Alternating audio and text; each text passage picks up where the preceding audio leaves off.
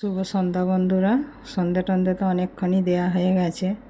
তো গরমটা তো আজকে বেড়েছে, আপনাদের ওখানেও কি গরমটা সব বেড়েছে নাকি? কেমন আছেন এই গরমে একটু বলুন। আজকে তো অতিরিক্ত গরম, দিনের বেলাতেই দুপুরে তো ঘরে শোয়া যাচ্ছে না, শুধু পাখা চালিয়ে এতটাই গরম হচ্ছে। আর সন্ধ্যাবেলায় তো ছেলে এসে ওই জন্য এসি চালিয়ে ওপর ঘরে একটু বসেছিল, তারপর ঘুম পাচ্ছে, শুয়ে পড়েছে। আর আমি ওই জন্য সেই ফাঁকে সন্ধ্যার সমস্ত কাজগুলো মোটামুটি সেরে নিয়েছি। এখন তো প্রায় 9টা বাজে। তো এই এসে গেছি, এবার রান্নাটা করতে হবে। রান্না বলতে তরকারিটা তো সন্ধ্যাবেলায় করে নিয়েছিলাম, এইবার হবে কি রুটি। এই আটাটা মেখে নিয়েছি, মেখে একটু থাকবে।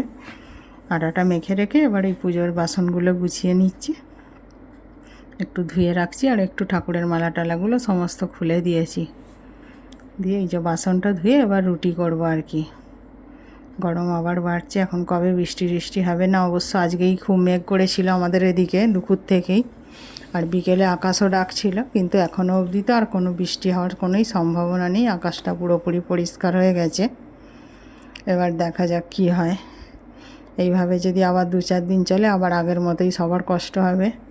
আগেরবার তো সবাই গরমে খুবই কষ্ট পেয়েছে, সবাই অধৈর্য হয়ে যাচ্ছিল। গরম বলে তো আর কাজ থেমে থাকবে না, কাজ তো করতে হবে, আর খেতেও তো হবে মানুষকে। মোটামুটি কাজ কিছুটা কম করে করলেও সময় সময় যে রান্না বান্না করা, আর কিছু কাজ তো এমনই থাকে যেগুলো করতেই হবে। গরম বলে ছেড়ে বসে থাকলে তো আর হবে না। এই রুটি হচ্ছে। বড় হয়তো আজকে এসে যাবে, আমার একটু লেট হয়ে গেছে রান্নাঘরে আসতে, কেন একটুখানি একে ওকে ফোন করছিলাম মাঝে মধ্যে, তো আবার সবার খোঁজ খবরটাও একটু নিতে লাগে। তো এই জন্য একটু আজকে দেরি হয়ে গেছে আসতে। এখন 9:30 বেজে গেছে অলরেডি। আমার মোটামুটি 9:30টার মধ্যেই রুটিটা হয়ে যায়। তো যাই হোক, এবার রুটিটা করি, দেখা যাক। এলে ভালো, না হলে আমরা মা ছেলেতেই খাবো, এই আর কি। তো উপরেই বসে আছে, এখনও রুটি হয়ে গেলে আর কি নামবে। আর গরমটা পড়েছে তো, তারপর সারাদিন গরমের মধ্যে এদিক সেদিক তো রাস্তাঘাটে যেতে হয় ওকে, কলেজে যাবে বলে, তো কষ্ট হয়। ওই জন্য একটা সময় যখন আমাদেরও এসি ছিল না, সত্যি বলতে কি এই দিনের রাতের কষ্ট তো ছিলই, আর রাতে আমরা ঘুমোতে পারতাম না। অবশ্য এখন যাদের নেই এসি, সত্যি কথা এই গরমে ঘুম হয় না, মানে এতটা কষ্ট হয়। তখন শরীর এমনিই খারাপ হয়ে যেত, কারণ এক তো সারাদিন গরমে ওইভাবে শরীর গরম হয়ে যেত, আর রাতেও একটু স্বস্তিতে ঘুমোতে পারতাম না। এখন এই 2 বছর ধরে এসিটা হয়ে একটু অন্তত রাতের ঘুমটা খুব স্বস্তিভাবে হয়। ছেলে ওই জন্য ওপরেই বসে আছে, বলে কি আর গরমে ভাল লাগে না। এসে একবার গা ধুয়ে নেয়, সকালে স্নান করে যায়, আবার একবার করে নেয় এসে। কেন অত গরমে ঘোরে, তো আমি বলি স্নান করে নিবি, তাতে শরীর ভালো থাকবে। আর গরমে বন্ধুরা সবাইকেই বলছি, কি বলুন তো, এতে শরীর খারাপ হয় না। একটু গা 1-2বার করে স্নান করে নিলে বা 3বার করে স্নান করে নিলে শরীরটা বেশ ভালোই থাকবে। আমিও করি 2-3বার করে, কিছু করার নেই। এসি থাকলেই কি হবে, সমস্ত কাজ সারতে সারতে শরীর এতটাই গরম হয়ে যায়।